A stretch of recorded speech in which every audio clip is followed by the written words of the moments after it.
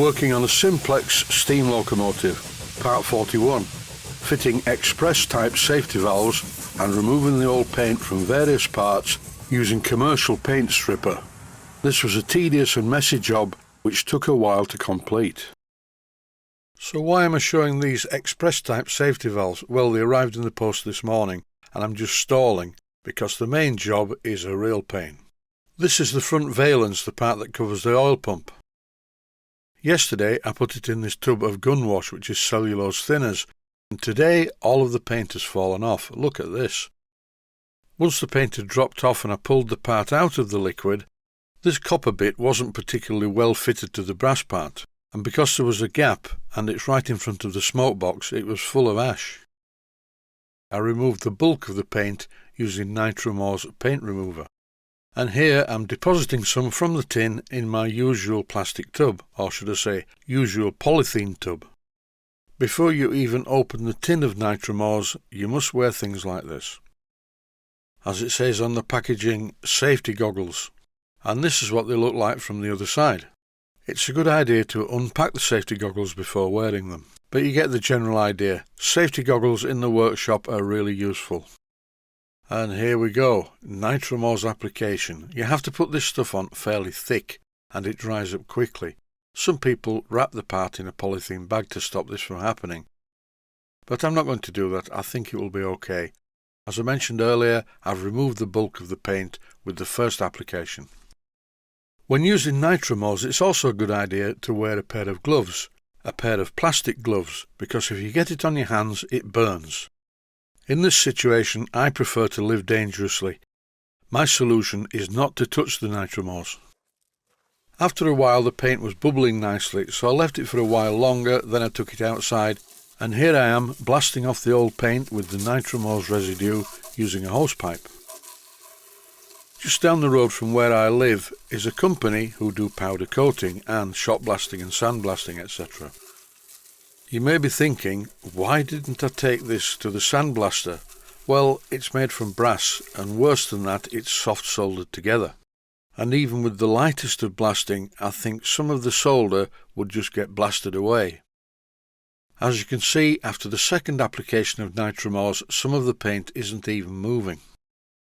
In case you're wondering what the red pieces of wood are, they're to stabilise the unit, because when it doesn't have the frame underneath it, it's really loose and wobbly. After a while, with the help of my wire brush and an electric toothbrush, most of the paint was finally removed. And the paint that's left is going to take quite a bit of removing.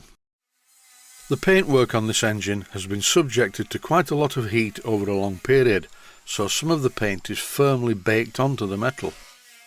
The only thing I can do now is to use the wire brush method, and this is a horrible job. Really horrible. I mentioned in a previous video about not spinning these wire brushes too fast.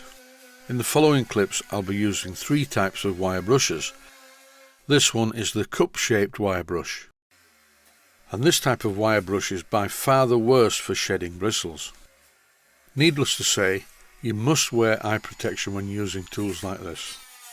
When I am wearing eye protection, I can feel the bristles pinging off my forehead.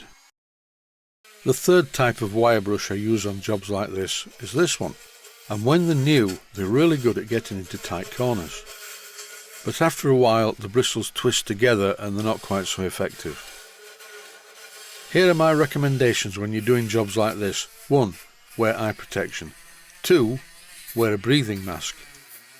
And 3. Obtain a bin liner, punch holes in it for your arms and your head, and wear that like a jacket. The bristles hopefully will then bounce off the plastic bin liner. This video is very heavily edited. It took, I would think, about 1.5 hours to do the rubbing down with the wire brush job.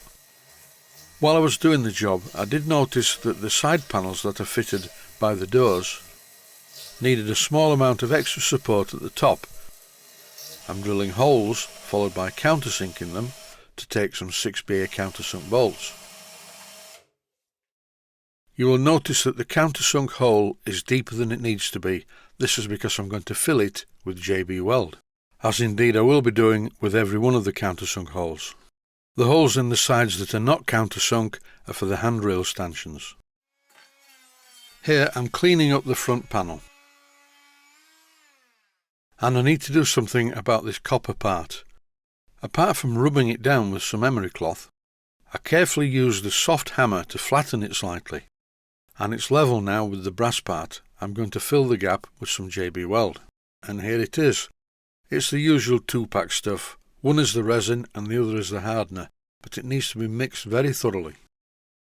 For both mixing and applying the JB Weld, I used a piece of mahogany planking 1/2 inch wide, and for this application it's much better than the usual much larger spreader. And here I'm filling the countersinks where the screws hold the plates together. And I'm applying the JB Weld quite thoroughly to the countersunk area to make sure it goes right into the bottom and also fills the slot in the top of the screw. It will be 24 hours before I can rub down this JB Weld, but it doesn't stop me from continuing work removing the paint from this assembly. I didn't apply much nitromors to the inner part of the tanks, and I think I'll just use some of these paper sanding discs to remove the paint from that area. The paper disc has made short work of cleaning up the spectacle plate on both sides. What I need to do now though is rub it down with some very coarse emery cloth to scratch it. I'm going to be doing quite a lot of rubbing down with emery cloth on this job. I was going to make this engine look like it had a bell pair type firebox, but to be honest at this moment in time I don't think I'll bother. I've just made a very quick card template. Here is the roof, and the good news is I can remove the paint on the roof by using a tub with cellulose thinners and just do half of it at a time. The stuff I'm currently using is called gun wash. It's for cleaning spray guns, but it seems to be very much the same as cellulose thinners anyway. And that's it for this episode. I'm going to now go back into the house and remove all the bristles from my fleecy jacket. Stay healthy, thanks for watching, and I hope you found it useful. Please take the time to visit my Mainsteam Models website and click on the section of the website that says Video Playlists. And by doing that you can find other videos that you may like to watch. And by using the playlists you can actually watch the videos back to back.